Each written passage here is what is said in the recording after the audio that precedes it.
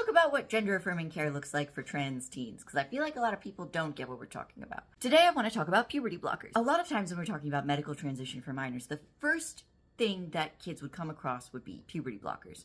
Puberty blockers are medications that essentially pause your puberty. Now, we've been prescribing puberty blockers since the 80s for kids who hit puberty too early. Like, some kids might hit puberty when they're 6. You don't want that. That's not good for anybody. For trans people, going through the puberty that our body would by default can be very distressing and can have irreversible changes. Like, even if you're able to transition medically in the future, there's stuff that you won't be able to undo from your first puberty. So the idea behind giving puberty blockers to kids who are questioning their gender is it gives them more time to consider whether they want to go through that puberty that is their body's default puberty, or whether they want to maybe take hormones to go through the other binary puberty.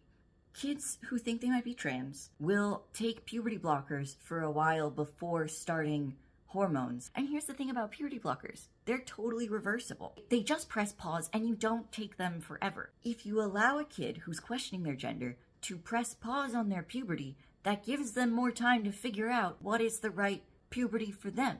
And if they turn out to be a cis kid, then they just stop taking the puberty blockers and they go through the puberty that they would have gone through anyway, now a little delayed because they've had time to consider. But for trans kids, this can be life-saving because it gives them time to figure out what actually is my gender, what puberty do I want to go through, and then if they realize that they are trans, then they can just go through the right puberty the first time around, like all the other cis kids get to. And if you want to know more about medical transition, follow me. I'm going to make a series of videos about this.